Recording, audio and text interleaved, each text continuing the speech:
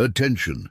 Today, we take you through one of the most impactful events recorded in the United States during the war. Before we begin, I invite you to leave in the comments where you're watching from and the exact time when you're listening to this narration. We're interested to know which places and at what times of day or night these documented stories reach. On the morning of April 9, 1865, the town of Appomattox Courthouse stood quiet under a clear Virginia sky. Lieutenant Colonel Charles Marshall of the Confederate Army sat at a small wooden table inside the McLean House, drafting surrender terms on weathered stationery. His commander, General Robert E. Lee, waited in solemn dignity, having exchanged his battle-worn uniform for his finest military dress. The sword at his side, a family heirloom, would remain there throughout what many would later call the most dignified defeat in American military history. 20 miles east, General Joshua Chamberlain of the Union forces reviewed reports from his forward scouts. According to military records preserved in the National Archives, his 4th Brigade had captured 3 supply wagons the previous night. The documents recovered from those wagons indicated severe supply shortages throughout the Army of Northern Virginia. Ammunition reserves were dangerously low. Medical supplies had been exhausted. Ration strength had fallen to less than 1/4 pound of cornmeal per man. The war, by all military assessments, was reaching its inevitable conclusion. In Washington, a different scene unfolded. President Abraham Lincoln sat alone in his office, a telegraph message from General Grant placed carefully on his desk. The message, time-stamped 0715, contained only 11 words. Lee has requested meeting to discuss terms of surrender. Awaiting instructions. Lincoln had not yet replied. According to White House steward William Crook, the president remained at his desk for nearly 3 hours, drafting and redrafting his response. The final instruction, preserved in the Library of Congress, read simply, "Let them up easy." This phrase would later become the subject of historical debate regarding Lincoln's intentions for Reconstruction. What happened in the hours that followed would become one of the most scrutinized military conclusions in American history, yet certain details remained obscured by inconsistent reporting, missing documents, and the fog of war's aftermath. The official narrative, that Lee surrendered unconditionally, that Lincoln demonstrated uncommon magnanimity, that the bloody conflict concluded with remarkable civility, omitted certain truths that would only emerge decades later. At the McLean House, as the surrender terms were finalized, a Union officer named Theodore Lyman observed something unusual.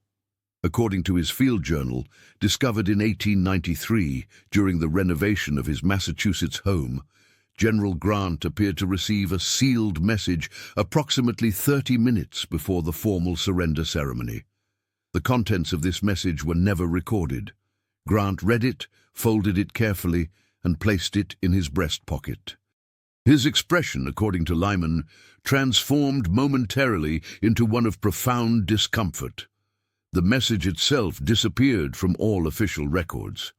When questioned in 1871 about this incident, Grant claimed to have no recollection of any such communication. Back in Washington, Lincoln's secretary John Hay noted in his private diary that the president had withdrawn to the telegraph office shortly after sending his instruction to Grant.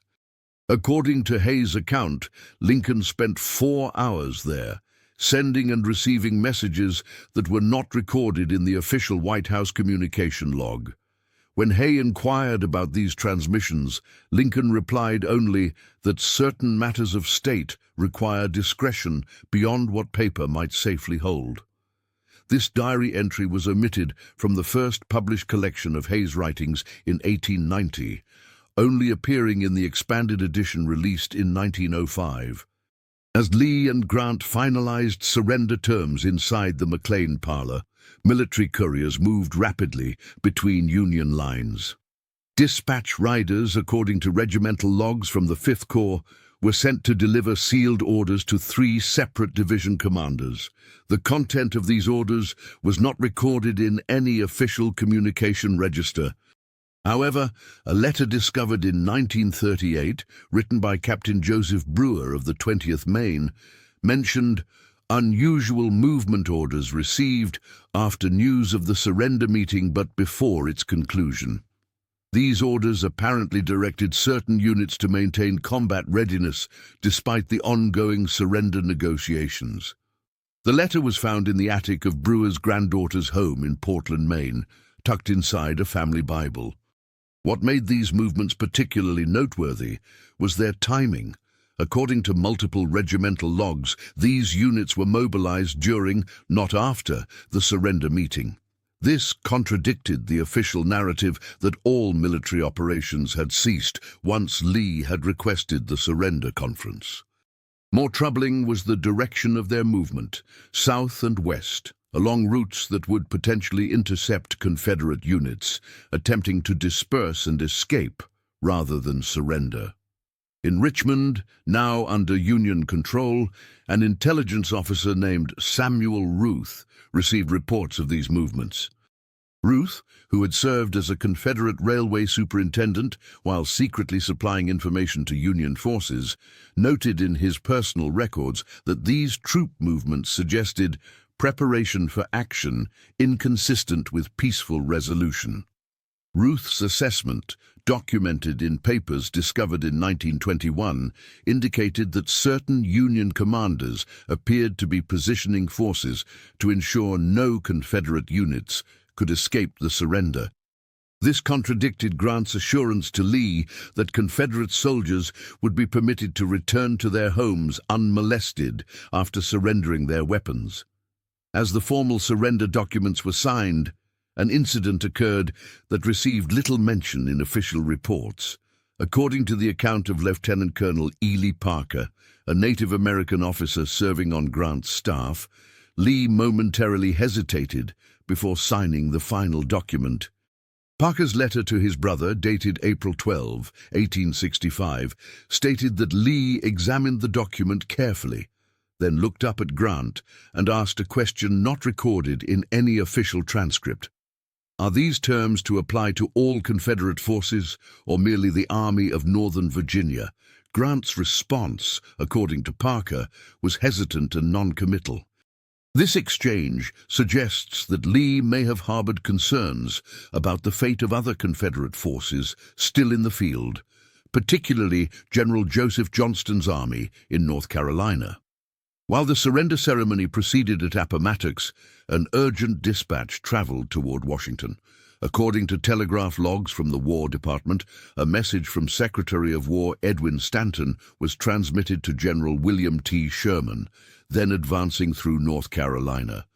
The content of this message was partially redacted in official records, but a copy discovered in 1894 among Sherman's personal papers contained instructions regarding the treatment of Confederate forces under Johnston. Secure total capitulation. Terms offered at Appomattox not to serve as precedent. This directive appeared to contradict Lincoln's let-them-up-easy approach, suggesting conflict within the administration regarding post-war policy. In Washington, as news of Lee's surrender reached the Capitol, crowds gathered outside the White House calling for Lincoln to speak. According to newspaper accounts, thousands assembled, celebrating with music and impromptu parades. Yet inside the executive mansion, Lincoln demonstrated a curious reluctance. When urged by his staff to address the crowd, he initially declined. Charles Sumner, a radical Republican senator who visited Lincoln that evening, later wrote in correspondence to Charles Francis Adams that he found the president withdrawn and contemplative, more burdened than triumphant. When Lincoln finally appeared before the crowd, his brief remarks contained no declaration of victory, no celebration of Union triumph. Instead, he requested the band play Dixie, calling it one of the best tunes I have ever heard. This public restraint contrasted sharply with private communications happening within the War Department. Telegraph records indicate that throughout the evening of April 9th, Secretary Stanton sent multiple dispatches to Union commanders across Virginia and North Carolina. According to fragmentary records preserved in the National Archives, these messages contained instructions for the rapid deployment of occupation forces to key Confederate cities and transportation hubs.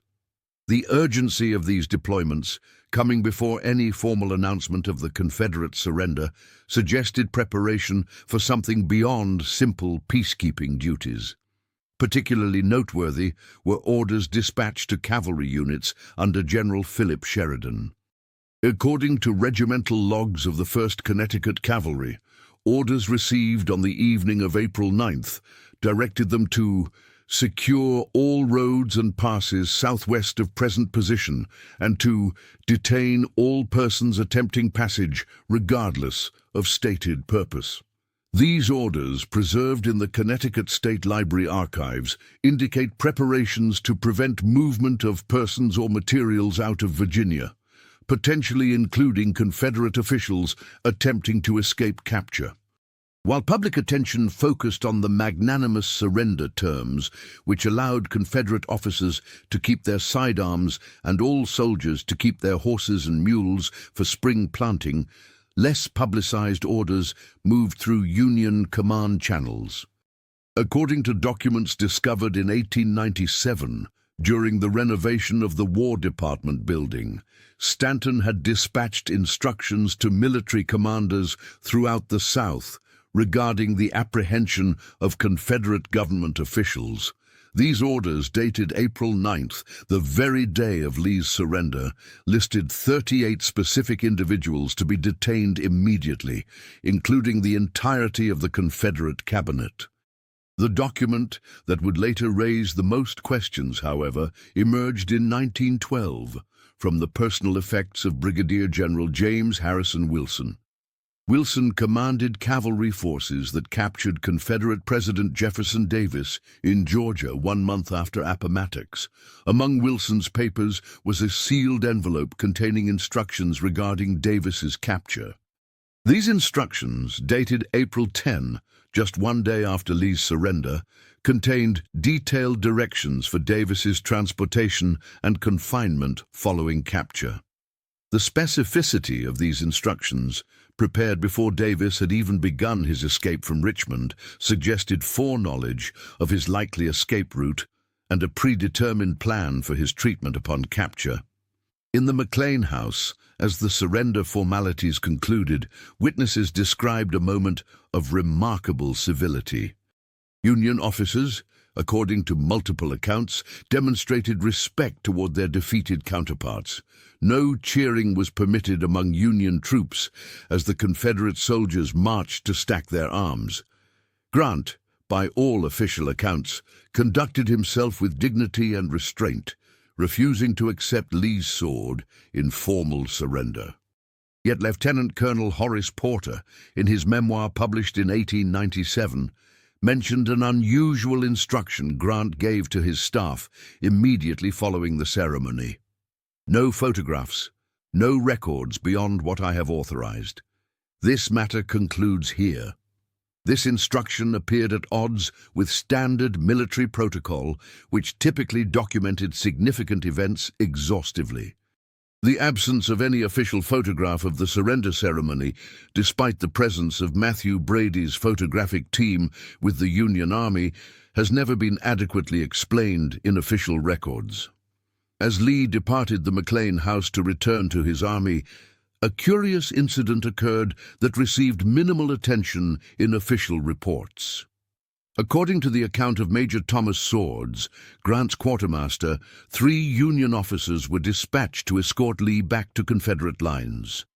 This escort, unusual given the terms of the surrender and Grant's expressed respect for Lee, was not mentioned in most historical accounts. In Swords' report, discovered in 1925 among his personal papers, he noted that these officers carried sealed orders instructing them to observe and report on all communications between General Lee and his subordinate commanders. This suggested ongoing concern about potential Confederate resistance despite the formal surrender. The night following the surrender, unusual activity was recorded in Union Signal Corps logs. According to documents preserved in the National Archives, coded transmissions continued at an accelerated pace between Washington, Grant's headquarters, and multiple field commands throughout Virginia and North Carolina. The volume of these transmissions, over 60 separate messages in a 12-hour period, exceeded normal operational levels, even during active campaign periods. The content of most of these transmissions remained classified until 1911, when partial transcripts were released to historians.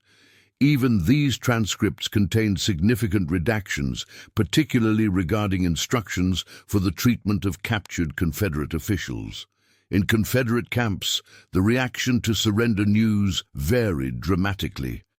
According to the diary of Lieutenant John Wise, an artillery officer with the Army of Northern Virginia, many officers initially refused to believe the surrender was genuine. Wise's diary, discovered in 1874 among family papers, recorded rumors that circulated through Confederate ranks on the night of April 9th. Some say it is but temporary arrangement, others that secret terms provide for joint action against foreign threat. These rumors, while unfounded, reflected the confusion and disbelief that permeated Confederate forces in the surrender's immediate aftermath. More concerning were reports from Union provost guards regarding attempted departures of Confederate soldiers before the formal surrender ceremony. Captain George Whitehead of the 5th New York Cavalry noted in his official report that numerous Confederate officers attempted passage through picket lines overnight, claiming urgent family matters. According to Whitehead's log, preserved in the New York State Archives, over 40 Confederate officers were detained attempting to leave camp between nightfall on April 9th and dawn on April 10th.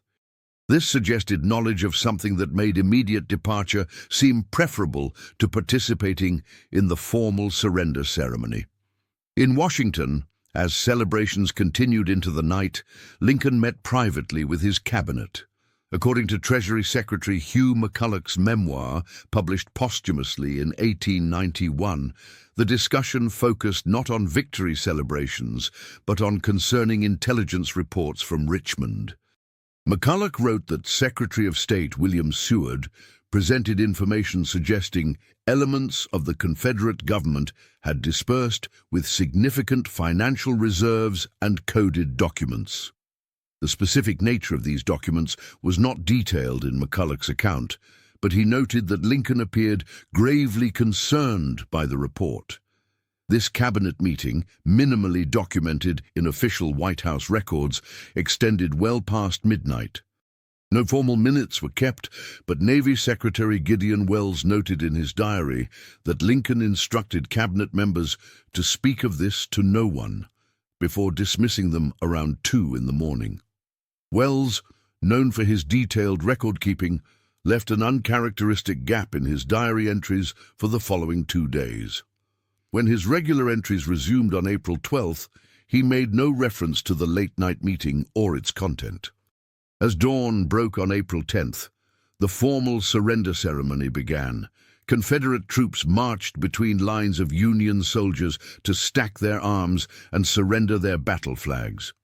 According to official reports, the process was conducted with solemnity and mutual respect. Brigadier General Joshua Chamberlain, tasked with receiving the formal surrender, ordered his men to come to attention as a sign of respect as the Confederate units marched past. This gesture of military courtesy was widely reported and became emblematic of the reconciliatory spirit of Appomattox. Yet even this ceremony contained unexplained anomalies. According to the official surrender rolls preserved in the National Archives, approximately 3,000 Confederate soldiers who had been present with Lee's army on April 8th were not accounted for during the formal surrender on April 12th. Military historians have generally attributed this discrepancy to desertion in the intervening days. However, a letter discovered in 1928, written by Colonel William Norris, head of the Confederate Signal Corps, suggested another possibility.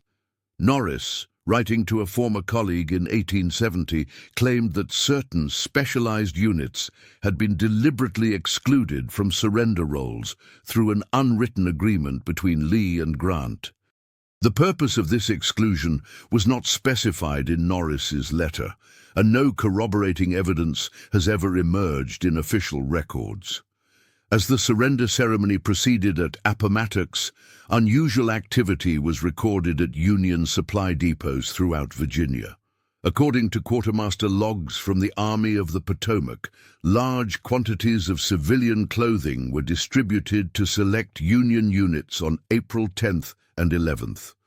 A requisition form discovered in 1932 among the papers of Colonel George Sharp, Grant's intelligence chief, authorized the immediate distribution of 200 sets of civilian attire suitable for Southern agricultural workers to members of the Bureau of Military Information, the Union's primary intelligence organization. The purpose of this requisition was not stated, but the timing suggested preparation for covert operations in the immediate post-surrender environment. In Richmond, now under Union control, military authorities implemented unexpected security measures. According to the occupation log maintained by the Provost Marshal's office, beginning on April 10th, all roads leading south and west from the city were placed under enhanced patrol. The order authorizing these measures, signed by Major General Godfrey Weitzel, specified that all travelers be required to present written passes regardless of stated business or destination. More unusually, the order, preserved in the Virginia Historical Society archives, directed that special attention be given to persons claiming medical credentials or diplomatic status. This specific focus has never been adequately explained in official military histories. In Washington, as news of the surrender ceremony spread, Lincoln faced increasing pressure to declare a national celebration. According to White House visitor logs, delegations from Congress and various civic organizations arrived throughout April 10th and 11th, requesting presidential proclamations and victory observances. Lincoln received these delegations but issued no such proclamations. According to the account of his secretary John Nicolay, when pressed by a congressional committee to declare a national day of celebration, Lincoln responded, "This is not the time for exultation over a fallen foe. There is yet too much to be done." This reluctance perplexed many of Lincoln's supporters and has been traditionally attributed to his magnanimous character and desire for rapid national reconciliation. However, documents discovered in 1941 among Stanton's personal papers suggested another factor might have influenced the president's restraint. In the memorandum dated April 10th, Stanton advised Lincoln that premature declaration of conflict's conclusion may impede certain necessary operations still underway. The nature of these operations was not specified in the memorandum, but the implication that military activities continued after Lee's surrender contradicted the public narrative of Appomattox as the effective end of the conflict. On the evening of April 11th, Lincoln delivered what would be his final public address from a White House window. The speech focused primarily on reconstruction plans for Louisiana, with minimal reference to the surrender at Appomattox. What made this speech particularly noteworthy in retrospect was not what Lincoln said, but who was observed in the crowd below.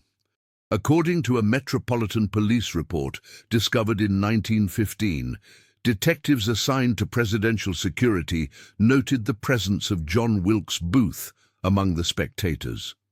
The report, filed by Officer James Parker, stated that Booth was observed reacting visibly to Lincoln's comments regarding limited black suffrage. Parker reported this observation to his superiors, but no action was apparently taken to monitor Booth further or restrict his movements in the capital. This police observation aligned with testimony later given by Lewis Powell, one of Booth's co-conspirators, during his military trial.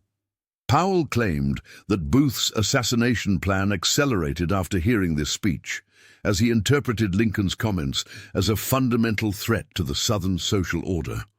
What remains unexplained in official records is why, despite this observation and Booth's known Confederate sympathies, no enhanced security measures were implemented around the president in the days that followed.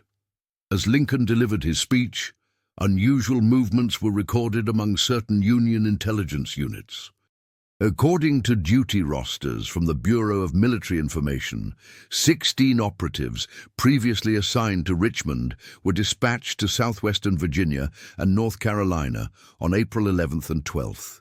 The orders authorizing these deployments, partially preserved in the National Archives, directed these agents to locate and monitor specific Confederate officials believed to be traveling south following the evacuation of Richmond.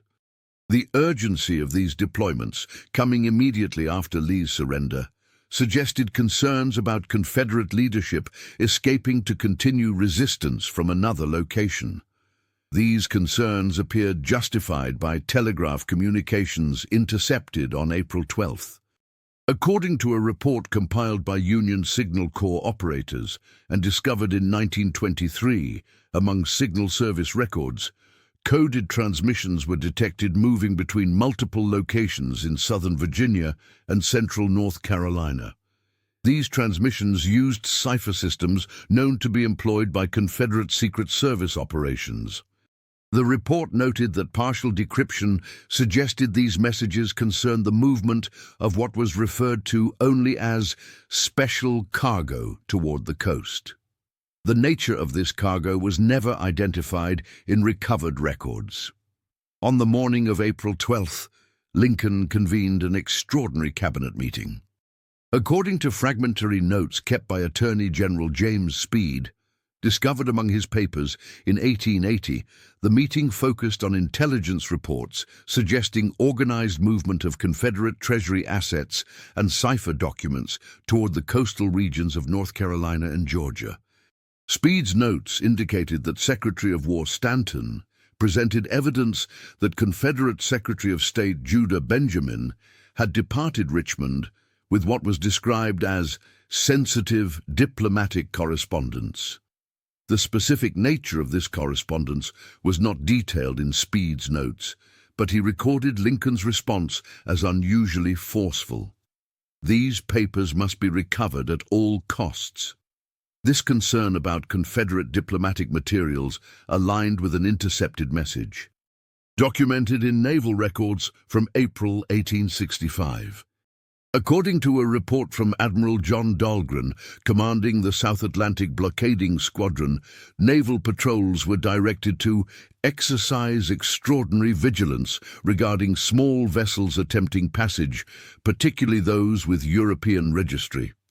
This order, preserved in Navy Department archives, specified that any detained vessels be searched thoroughly for documents bearing diplomatic seals or ciphered content. The specific intelligence that prompted this order was not recorded in accessible naval records. As these events unfolded, Lee returned to his headquarters to inform his army of the surrender terms. According to multiple Confederate accounts, Lee's demeanor remained dignified, but revealed the emotional weight of the moment. Colonel Charles Venable of Lee's staff later wrote that the general spent several hours alone in his tent before addressing his officers.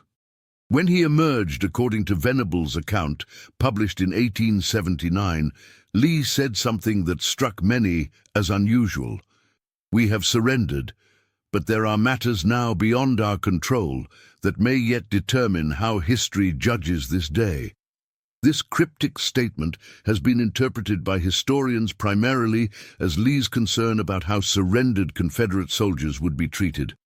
Mosby, who commanded partisan rangers that operated independently of Lee's army, wrote that he received verbal instructions via courier from Lee on April 10th, after the surrender, indicating that certain communications were to be transported south by trusted men prepared for special hazard.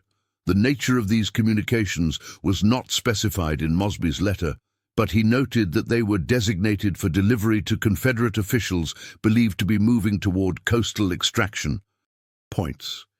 However, a letter discovered in 1907 among the papers of Confederate Colonel John Mosby suggested another meaning. The importance placed on these communications seemed to be reflected in Union intelligence activities following Appomattox. According to operational records from the Bureau of Military Information, Union agents were dispatched to monitor all major transportation routes leading from Virginia into North Carolina and Tennessee.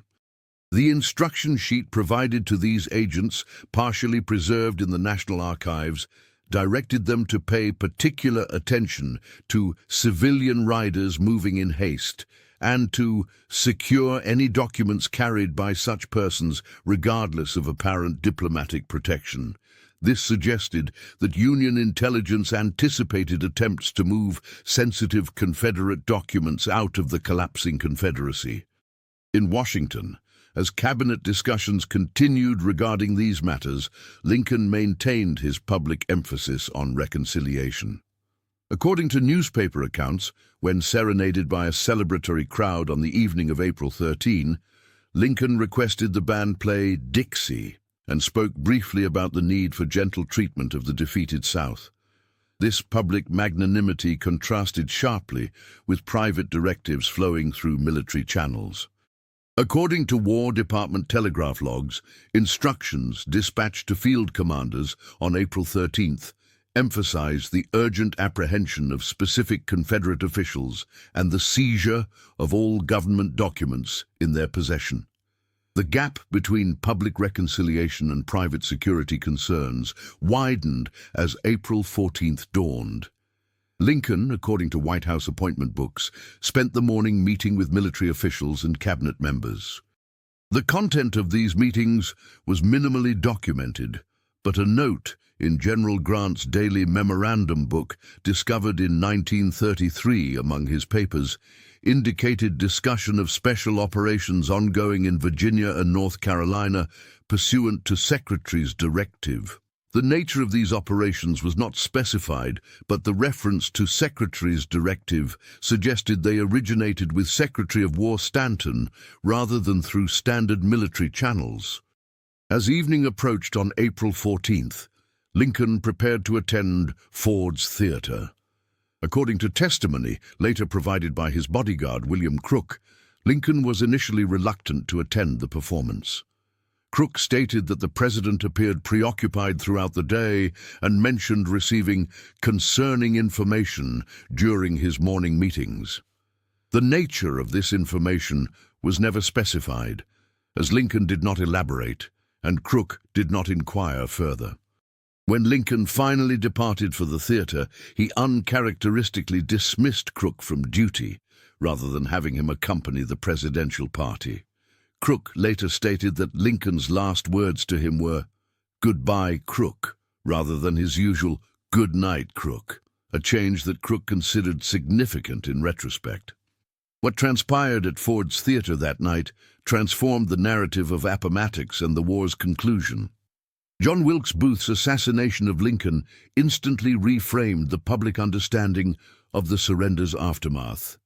The magnanimous reconciliation embodied by the Appomattox terms was suddenly overshadowed by renewed anger and calls for harsh punishment of the defeated South.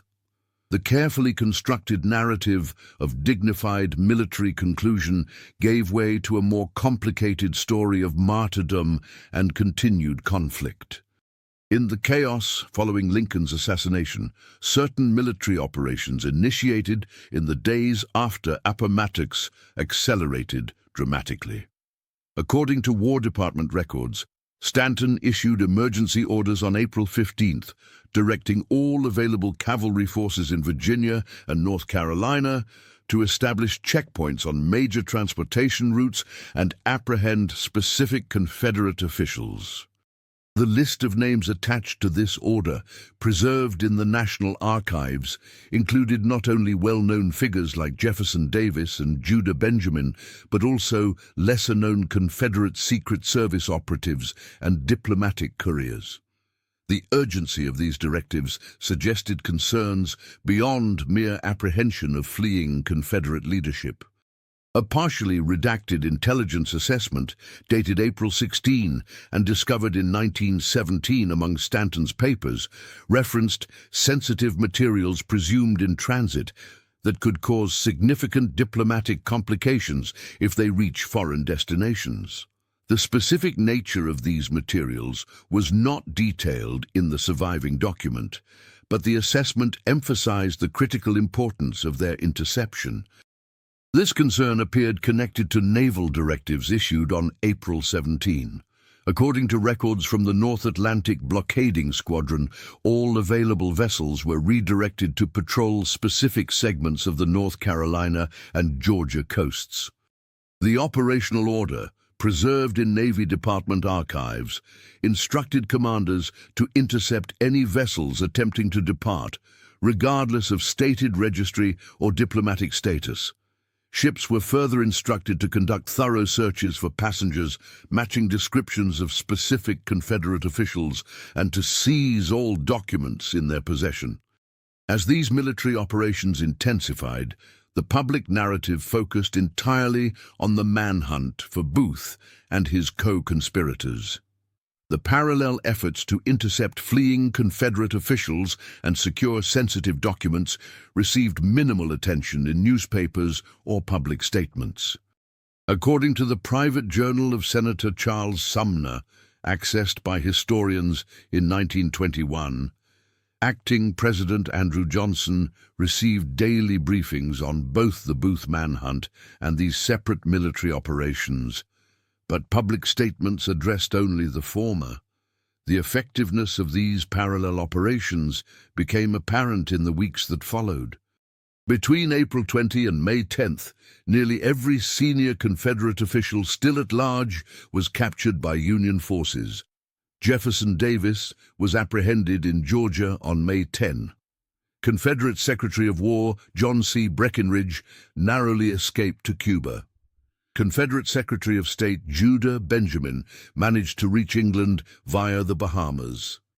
In each case, according to military reports compiled by the War Department, searching these officials and their effects for documents was prioritized over their personal detention.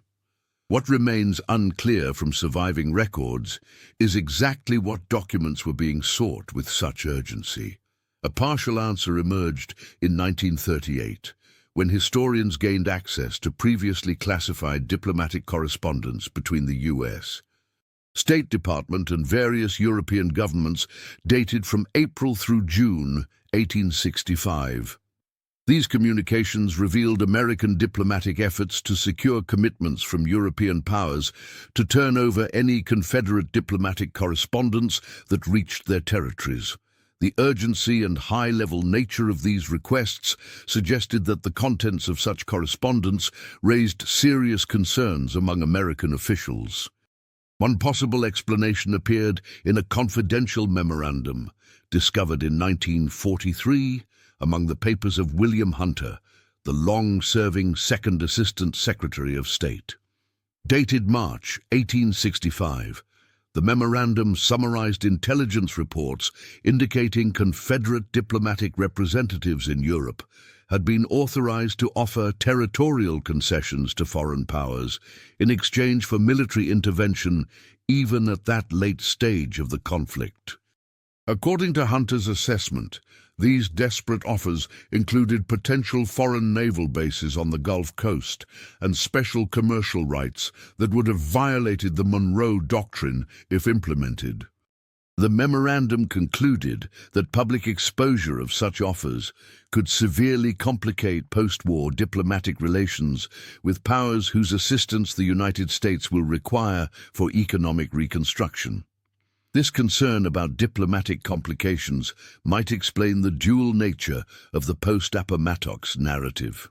Public emphasis on reconciliation and magnanimity, paired with urgent private efforts to secure sensitive Confederate documents before they could reach foreign governments. It might also explain Lincoln's curious reluctance to celebrate Lee's surrender publicly. He understood that the military surrender at Appomattox did not necessarily resolve the diplomatic challenges created by desperate Confederate overtures to European powers in the war's final months. The aftermath of Appomattox thus contained multiple parallel narratives: the public story of military conclusion and national reconciliation, the urgent but hidden pursuit of Confederate officials and documents, and the chaotic consequences of Lincoln's assassination, which ultimately redirected the nation's post-war trajectory. The surrender at Appomattox marked not a single definitive endpoint, but rather the beginning of several concurrent processes that would shape the country's future in complex and sometimes contradictory ways. The dignified scene at the McLean House, with its handshakes, respectful silence, and generous terms, created a powerful narrative of American reconciliation that would influence historical memory for generations. Yet the frantic intelligence operations, encoded telegrams, and urgent pursuits that followed immediately afterward revealed that key American officials understood something the public did not: that military surrender did not automatically resolve the diplomatic, intelligence, and security challenges created during 4 years of existential conflict. In this context, Lincoln's reluctance to celebrate Lee's surrender appears not as simple magnanimity toward a defeated foe, but as the caution of a leader who recognized that the most complex challenges of war's end might lie in the undocumented spaces between public narrative and private action. His refusal to declare victory prematurely reflected an understanding that while armies might surrender cleanly on April 9th, the shadow conflicts of diplomacy, intelligence, and political realignment would continue long after the formal ceremonies concluded. The story of Appomattox thus remains incomplete in conventional historical accounts. The public remembers the dignified military conclusion in the McLean Parlor, while the urgent operations that followed, the pursuit of fleeing officials, the search for sensitive documents, the quiet diplomatic damage control, remain mostly confined to fragmentary records and specialized historical studies. Between these parallel narratives lies a more complex truth about how wars truly end, not with a single definitive moment of closure, but through overlapping processes of military, diplomatic, and political resolution that may extend far beyond the formal ceremonies that capture public imagination. In 1895, 3 decades after these events, an elderly Union veteran named Thomas Livermore published a memoir of his Civil War experiences. In a curious passage discussing Appomattox, Livermore wrote, "What we witnessed was the surrender of an army, not the conclusion of a conflict. The latter required efforts in spaces less visible than open fields, through means less straightforward than honest combat, and against resistances more subtle than armed opposition. Some parts of that struggle continued long after the soldiers returned home, known only to those charged with securing not just military victory, but lasting peace." This observation, largely overlooked when first published, perhaps comes closest to reconciling the public and private narratives of Appomattox, acknowledging both the clean military conclusion symbolized by the McLean House ceremony and the complex, often hidden efforts required to translate military victory into genuine national resolution. Between these dual realities, public reconciliation and private urgency, lies the true story of April 9th, 1865, and the days that followed. According to regimental historian Samuel Toombs, writing in 1901, a Union soldier watching the Confederate surrender ceremony was heard to remark, "We've won the war, but God knows what's been unleashed in its place." This observation, dismissed as pessimistic at the time, would prove prescient as the complex challenges of reconstruction, reconciliation, and national reunion unfolded in the decades that followed. The dignified conclusion at Appomattox provided a foundation myth for national healing, but the parallel concerns that drove urgent action in its aftermath revealed the deeper complications of truly ending a civil conflict. In that gap between public ceremony and private urgency lay challenges that would shape American society for generations to come. In 1897, as part of a congressional investigation into Civil War pension claims, a cache of documents was discovered in a sealed War Department archive that had remained unopened since 1868. Among these papers was a report compiled by Lafayette Baker, head of the National Detective Police, dated April 13, 1865, one day before Lincoln's assassination. The report, addressed directly to Secretary of War Stanton, detailed intelligence gathered from Confederate deserters regarding sensitive diplomatic instruments believed to be moving south with escaping government officials. According to Baker's assessment, these documents included written assurances from unnamed European powers regarding conditions under which diplomatic recognition might still be extended to the Confederacy even after major military defeats. Baker's report specifically mentioned a diplomatic pouch believed to be in the possession of Judah Benjamin, containing what he described as provisional agreements with French interests regarding Louisiana territorial concessions. The nature of these concessions was not detailed, but Baker emphasized the critical importance of preventing these documents from leaving the country.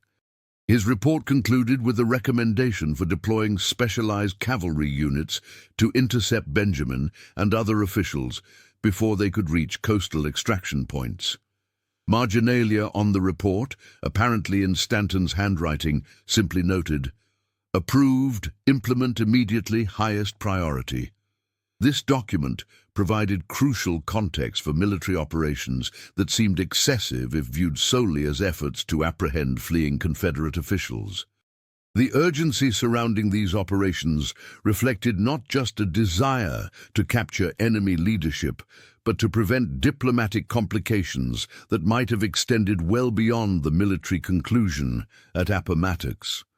According to a memorandum discovered in 1922 among the papers of Assistant Secretary of State Frederick Seward, concerns existed at the highest levels of government that certain European powers have provided written assurances that might be construed as binding should they fall into the wrong hands. The potential diplomatic damage of such documents reaching European capitals appeared to motivate extraordinary measures in the days following Lee's surrender. According to naval records partially declassified in 1935, the USS San Jacinto was diverted from blockade duties on April 14th to conduct specialized interdiction operations along the Florida coast. The ship's log indicated it was searching for civilian vessels attempting to transport persons of diplomatic interest to Cuba or the Bahamas. This suggested that intelligence reports had identified potential escape routes and extraction plans for Confederate officials carrying sensitive documents. While these naval operations proceeded, parallel efforts focused on securing Confederate cipher materials and encryption keys.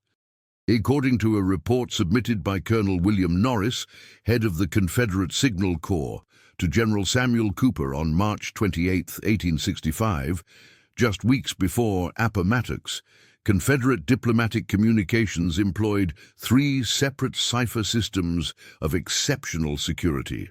This report, captured when Richmond fell and preserved in Union intelligence archives, heightened concerns that enciphered Confederate diplomatic messages might remain unreadable even if intercepted. This likely explained the emphasis on capturing Confederate officials themselves, as they would potentially possess the keys or code books necessary to decipher such communications. The importance placed on these encryption materials became apparent in a set of orders issued by Secretary Stanton on April 15th, discovered among War Department records in 1929. These orders, sent to cavalry commanders pursuing Confederate officials, specifically directed them to secure any small books with randomized letters or numbers, any papers with grid patterns, or any documents containing seemingly nonsensical letter combinations. This level of detail suggested specific knowledge of Confederate encryption methods and materials, knowledge that likely came from Union intelligence operations that had penetrated Confederate communication systems during the war's final months. The parallel urgency of these operations alongside the manhunt for Lincoln's assassins created extraordinary strains on Union military resources. According to duty rosters from the War Department, nearly 5,000 cavalry troops were deployed across Virginia, North Carolina, South Carolina, Georgia, and Florida, specifically to intercept fleeing Confederate officials and secure their documents.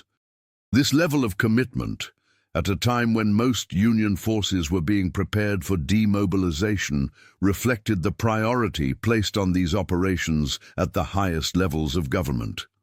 The effectiveness of these efforts became apparent in reports that emerged over subsequent weeks.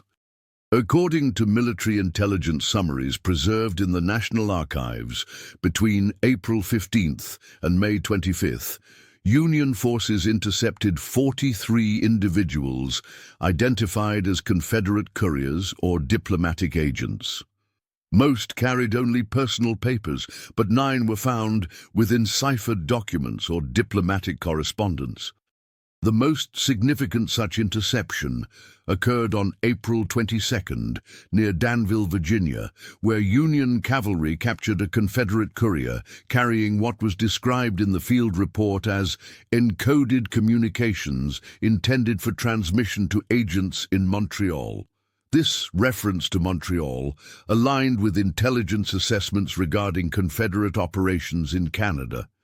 According to a report prepared by the State Department's Diplomatic Security Service in February 1865, Confederate agents in Canada had established reliable channels for communicating with European governments that bypassed the Union blockade. The report, discovered in 1940 among diplomatic archives, indicated that these channels had been used to pursue increasingly desperate diplomatic initiatives as Confederate military fortunes declined. The specific nature of these initiatives was not detailed in the surviving document, but the report emphasized their potential to complicate post-war relations with powers whose cooperation will be essential to economic recovery. The importance of these Canadian connections was further highlighted by military deployments along the northern border in April 1865.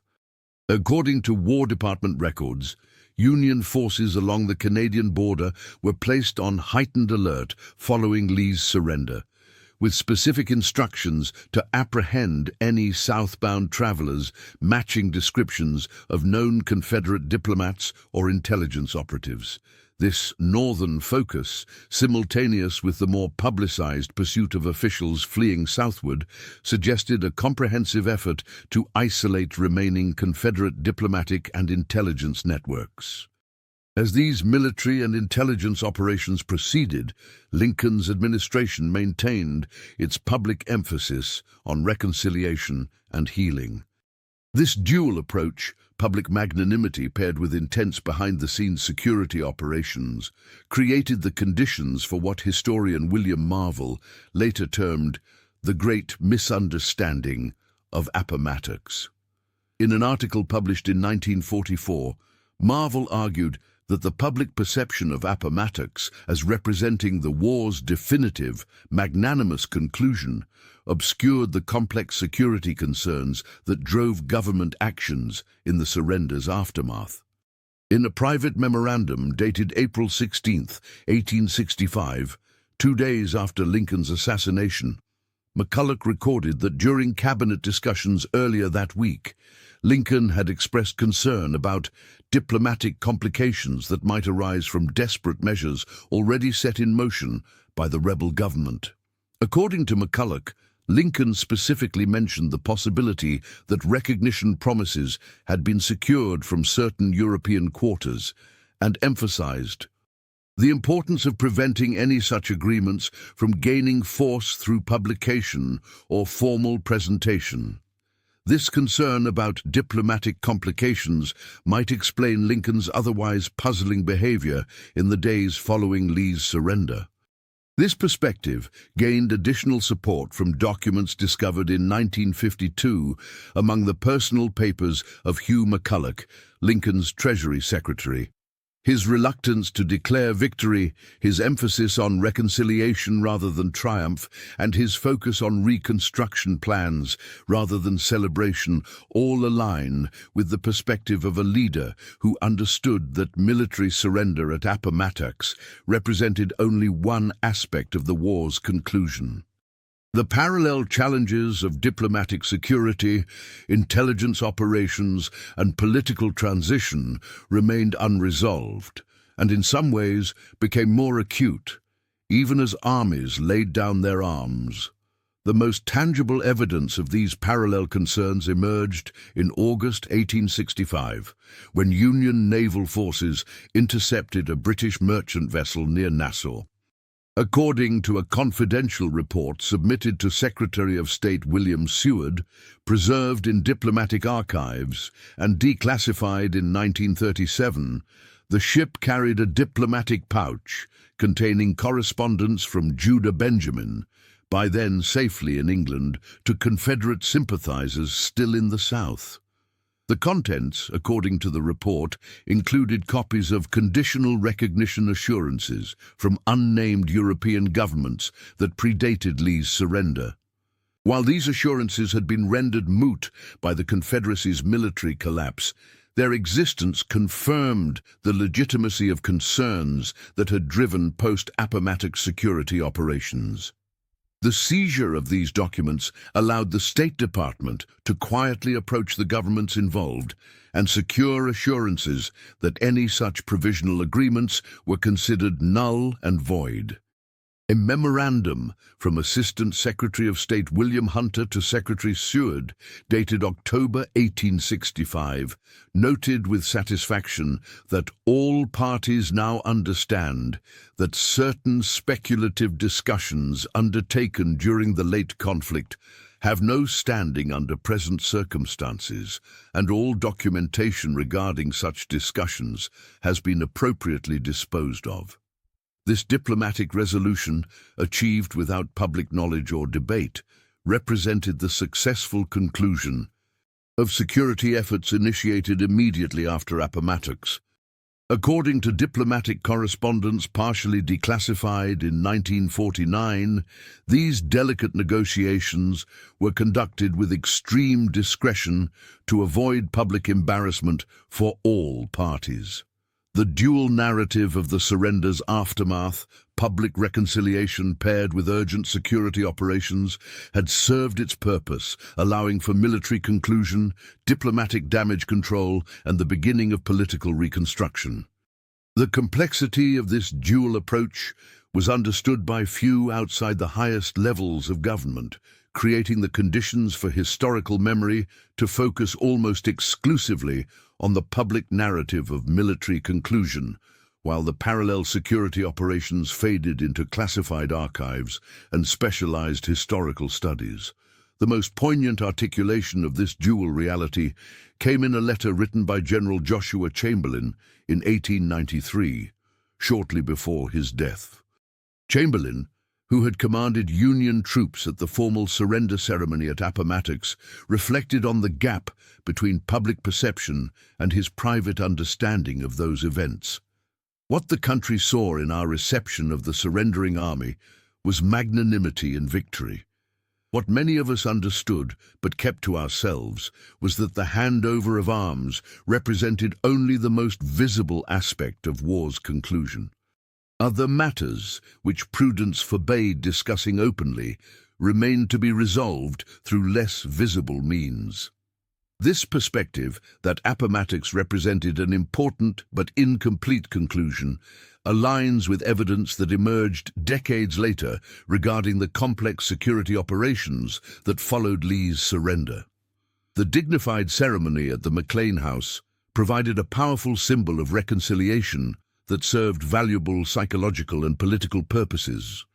Yet the urgent operations that followed immediately afterward revealed that key American officials understood something the public did not: that military surrender did not automatically resolve the diplomatic, intelligence, and security challenges created during 4 years of conflict.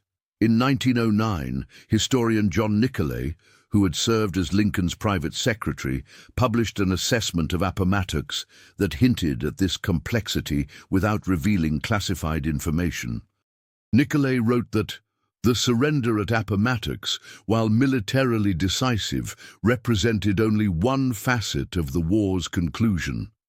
President Lincoln, comprehending the multidimensional nature of the conflict, recognized that military victory required consolidation through measures beyond the public view.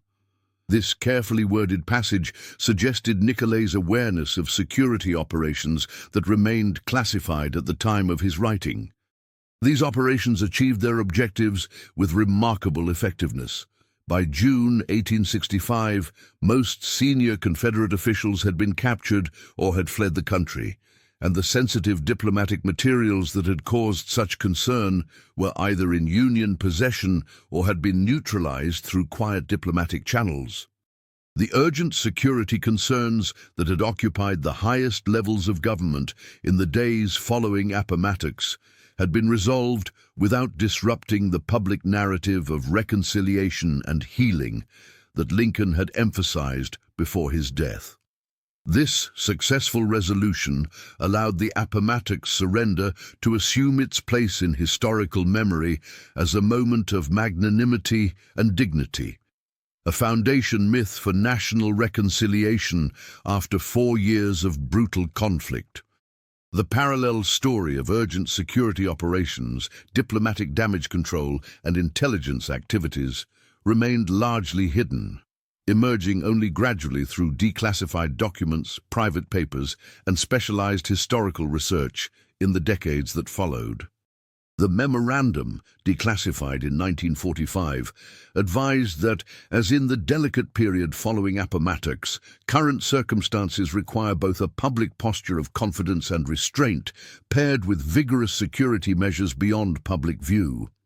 This reference, made by a senior official 33 years after the events at Appomattox, suggested the dual approach had become something of a model for managing complex international situations. Public diplomacy supported by the private security operations. In 1898, as the United States faced a new international crisis during the Spanish-American War, Secretary of State John Sherman referenced the post-Appomattox period in a confidential memorandum to President William McKinley. The lessons of this dual approach continued to influence American security practices into the 20th century.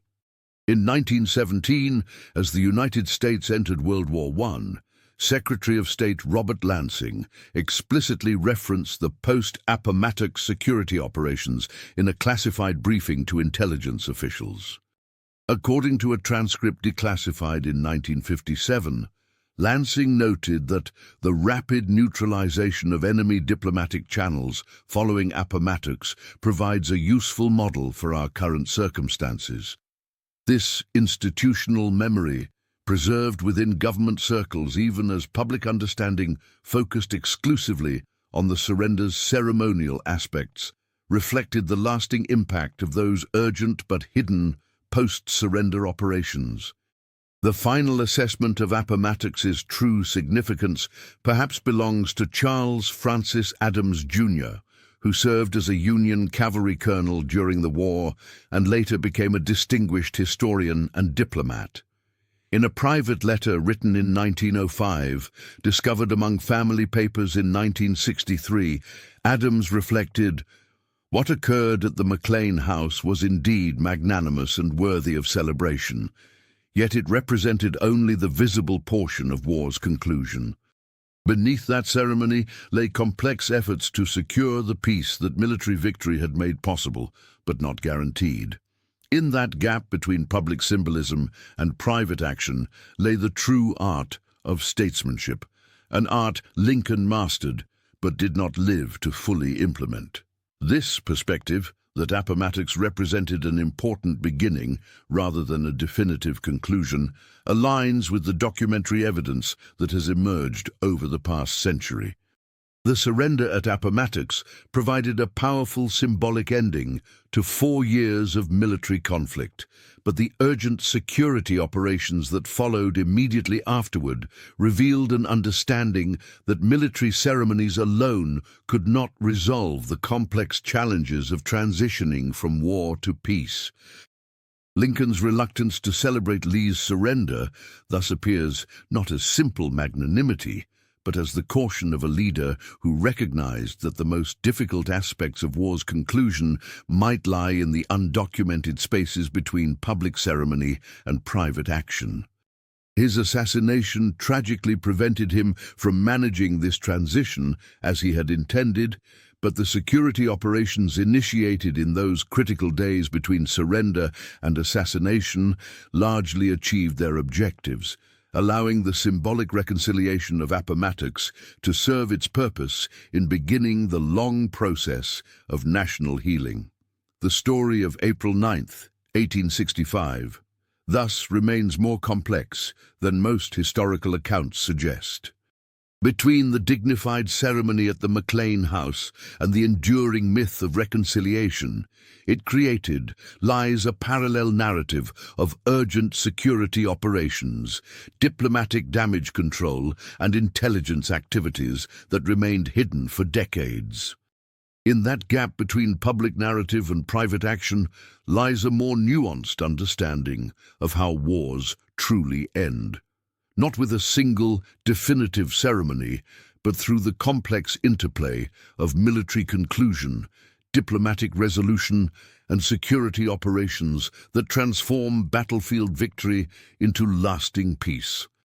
As one studies the fragmentary records of those tense April days, a more complete picture emerges, one that honors both the symbolic power of the Appomattox ceremony and the complex reality of the security concerns that drove government action in its aftermath. The dignified surrender at the McLean House and Lincoln's emphasis on reconciliation provided an essential foundation for national healing.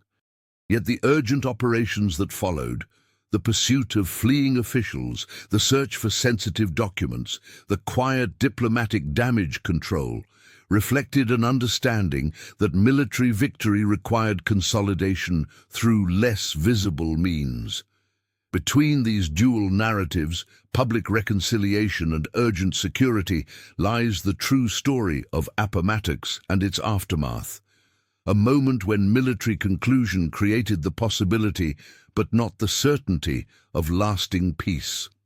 In navigating that uncertain transition, Lincoln and his government employed both public magnanimity and private vigilance, a dual approach that succeeded in its immediate objectives but was disrupted by assassination before it could fully shape the nation's post-war trajectory. The legacy of Appomattox thus remains more complex than the simple story of dignified military conclusion that dominates popular understanding. As documents continue to emerge from archives and private collections, the full scope of security operations in the surrender's aftermath becomes increasingly clear, revealing the gap between public narrative and private action that characterizes not just the conclusion of the Civil War, but the ending of many major conflicts throughout history. In that gap between ceremony and security, between public reconciliation and private vigilance, lies a deeper truth about war's end, that military surrender marks not conclusion, but transition, a moment when the instruments of violence are laid down, but the complex work of securing peace has only just begun. Lincoln understood this truth, even as he crafted a public narrative of reconciliation that would help heal a wounded nation. In honoring both aspects of his approach, the public magnanimity and the private security concerns, we gain a more complete understanding of both Appomattox's significance and Lincoln's wisdom in recognizing that the true conclusion of war lies not in military ceremony alone, but in the complex, often hidden work of transforming victory into lasting peace. According to an aging Union veteran interviewed for a newspaper article in 1917, those who witnessed the events at Appomattox understood instinctively what later generations would need to rediscover through historical research. We knew even then that what happened in that parlor was just the beginning of the end, not the end itself. The real conclusion would come through many hands working in ways the public might never see or understand. The war ended not with a single handshake, but through thousands of actions, large and small, public and private, in the uncertain days that followed. This perspective, that Appomattox represented a beginning rather than an end, perhaps comes closest to reconciling the public ceremonies and private security operations that characterized those critical April days. Between the dignified conclusion at the McLean House and the frantic security measures that followed lay the complex reality of war's true ending. A process requiring both public reconciliation and private vigilance, both symbolic closure and practical security. In understanding both aspects of this dual approach, we gain a more complete appreciation of both Appomattox's significance and the complex challenges of transforming military victory into lasting peace.